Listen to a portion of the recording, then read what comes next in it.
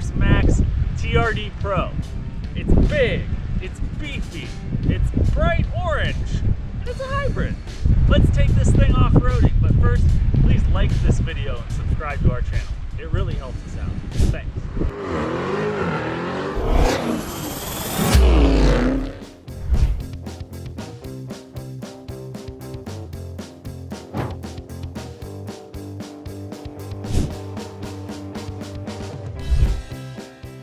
Tundra iForce Max TRD Pro. It's a long name, but the iForce Max part means we're in a hybrid.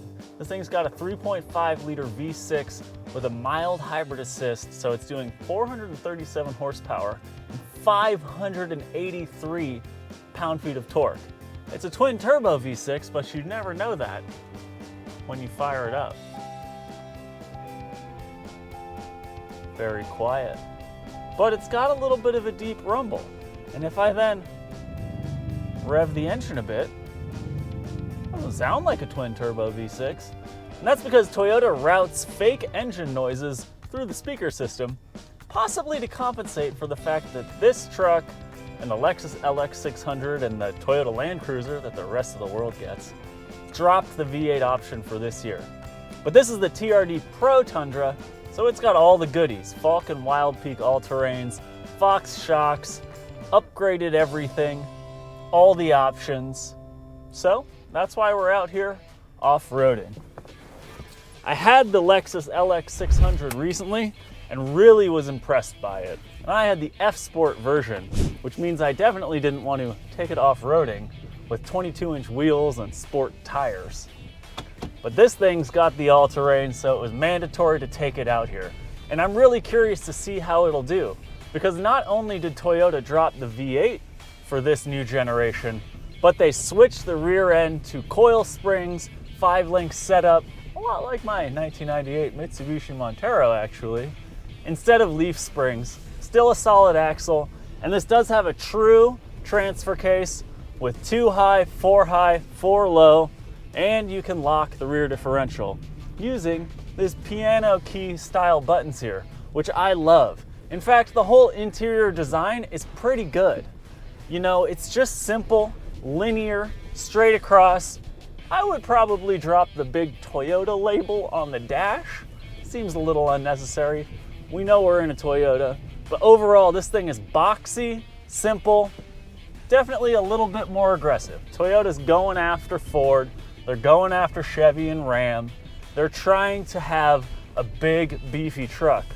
And it is a little bit of a trade-off, because then you've got this big hood with vents for air extractors. But off-road, it's kind of hard to see what's going on.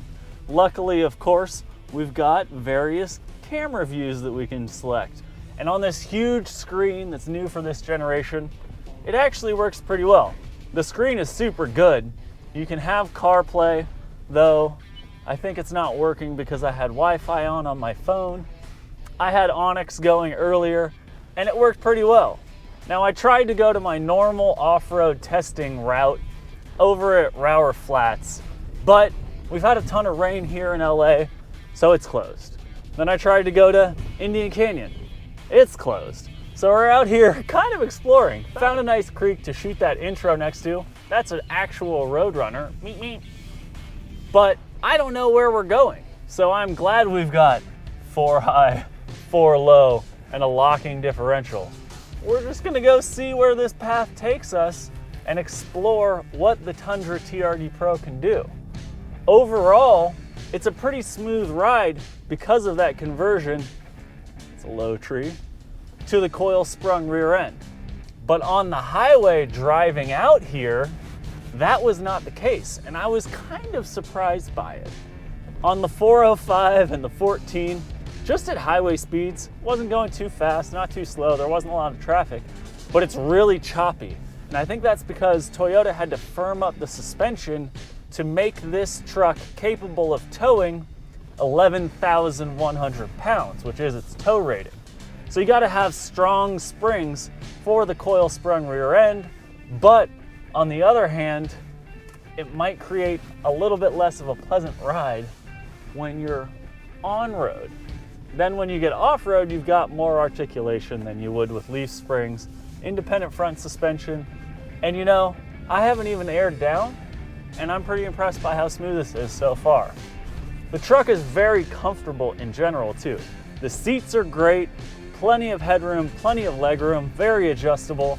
The steering wheel is a pretty high quality leather situation, and there's only just a little bit of piano black plastic, which I tend to hate, and that Lexus really did almost entirely without on the LX600. But the LX600 is more like a $100,000 SUV if you start optioning that F Sport package. This Tundra iForce Max TRD Pro is a $69,000 truck. It's beeping at me because we're coming up to a little steep section here. Luckily, we've got a skid plate up front. TRD Pro, baby. But the TRD Pro package adds like 30 grand. You can get one of these starting at 37, which is much more reasonable. But then you don't have the Fox shocks. Then you don't have the skid plate, and the interior is gonna definitely be a little less fancy. When you start comparing this truck to comparables at $69,000 though, you've got the Ford Raptor, which is definitely more badass. Okay, yes, I know you can't get one for $67, the starting price, but it's also got a twin turbo V6, putting out a little bit more horsepower, a little less torque because it's not a hybrid, and it's got a much smoother ride. It's got electronically controlled Fox shocks, and it would take little whoop sections like this that we're going through a lot smoother. That was pretty good though. This truck does weigh 6,000 pounds because of that hybrid system, but it's not quite as refined of an off-roader as the Raptor, or really another main competitor that I've been thinking about is Chevy's ZR2 Silverado, which comes with Multimatic shocks. It is leaf springs at the back, but the ZR2 comes with a naturally aspirated V8. Of course, when you get that and you love having a V8 in your pickup truck because it's just got that low end torque and that rumble that you love, well, you're also not gonna be getting the fuel economy that you love. This thing is rated at 18 miles per gallon in the city and 20 on the highway, which is pretty darn good for a full-size truck. Although it says I'm getting 14.3 miles to the gallon. So far, over 300 miles of driving. Now, unfortunately, because of the rain here in California, we just came to a spot where I can't keep going. So it's time to turn these cameras off and back up. Or better yet, let's check the backup camera. It's a pretty good backup camera, considering how bad some Lexus and Toyota cameras have been in years past. This is a big, it's braking for me, because there's a rock there, I think. This is a big step up from the 4Runner for sure. And of course that truck needs a very serious generational update, and I'm sure it's coming up soon. It'll probably have a V6 and a hybrid also. We're really testing the visibility of this thing, and in classic pickup truck fashion, it actually has pretty good visibility other than out over the big hood.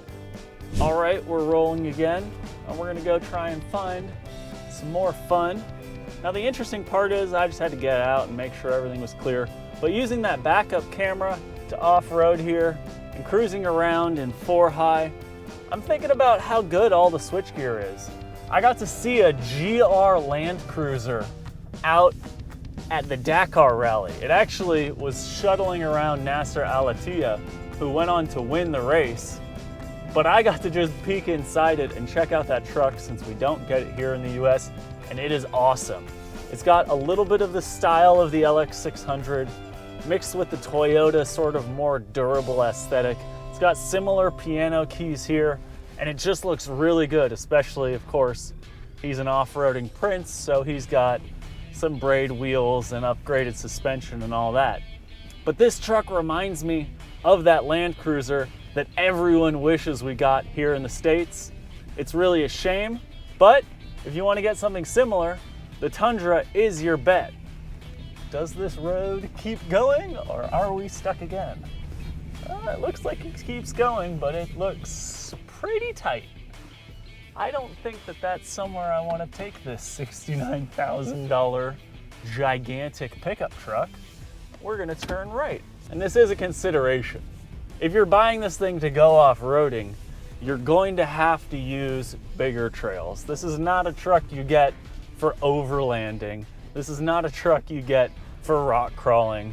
It's a truck you get that's gonna do everything, be able to tow, haul the family around, and do some off-roading while looking badass with the heat extractors on the hood and the BBS forged aluminum wheels. I'd like to think that you could probably get one of these for a round sticker, since everything has really sort of changed in the last month or so.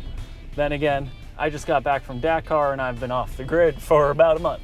So it's hard for me to say for certain what exactly is going on. None of my friends are still trying to buy cars because they've all just given up and they're waiting to see what happens with the economy.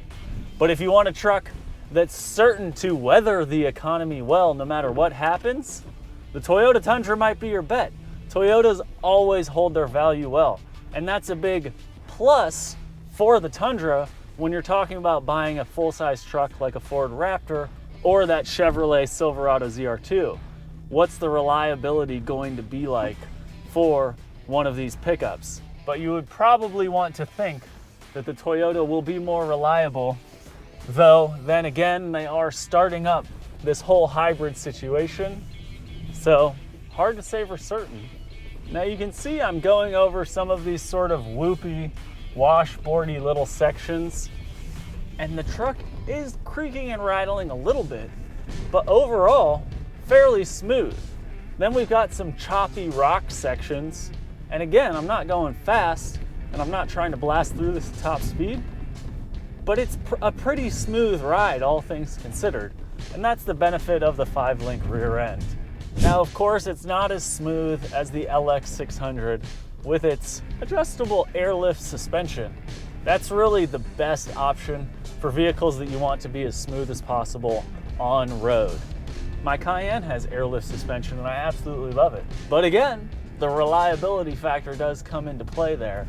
So if you were gonna be off-roading your Tundra TRD Pro, you might opt for the straight up steel coil spring suspension. And part of the consideration with this new hybrid drivetrain is, what about a river crossing like this? How comfortable are we driving a big truck with hybrid assist into a river? Now I already came across this, so I know it's not too bad, but it's a little deep here. We're in 4 high. We can go anywhere and get stuck. But like the idea of actually going through a deep river crossing in a hybrid definitely makes me nervous. I wouldn't do that repeatedly if that were my truck. Can you get a snorkel that protects the hybrid? Maybe. Maybe you can just wrap it up. Maybe Toyota's done a really good job of weatherproofing it. It obviously has to be somewhat weatherproof, but if you're gonna submerge it a lot, maybe don't get a hybrid.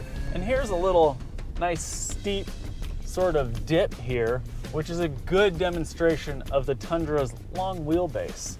It's got a big back seat with some class-leading rear leg room, but you can see that coming down and up and over that dip and then rise there, it was definitely stretched out.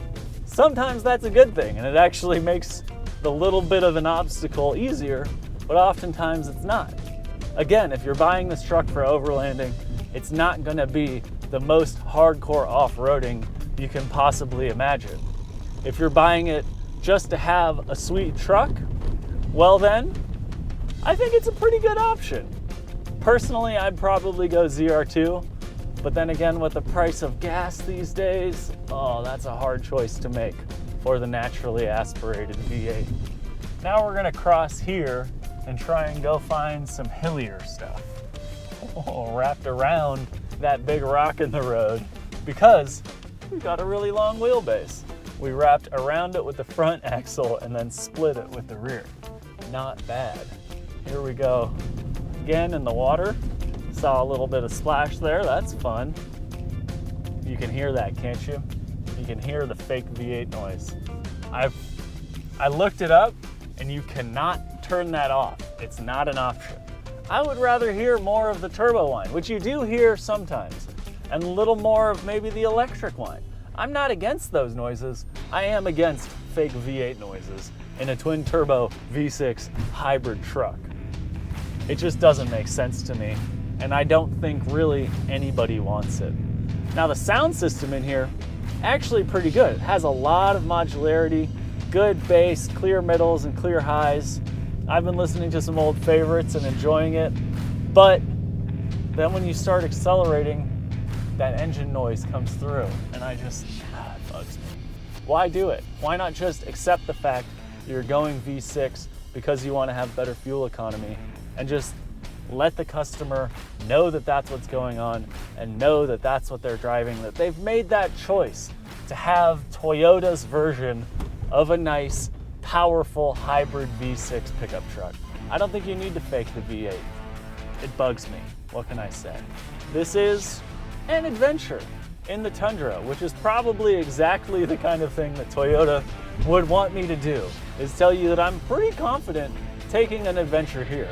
Of course, I might have to turn around every now and then and check out the road, sort of dipping over the rearview mirror there, but based on how sort of smooth and open this all is, it's not too terrible. It's only when things get tight and this very wide truck makes me get a little bit nervous. Let's see how well we can go up this big steep hill here.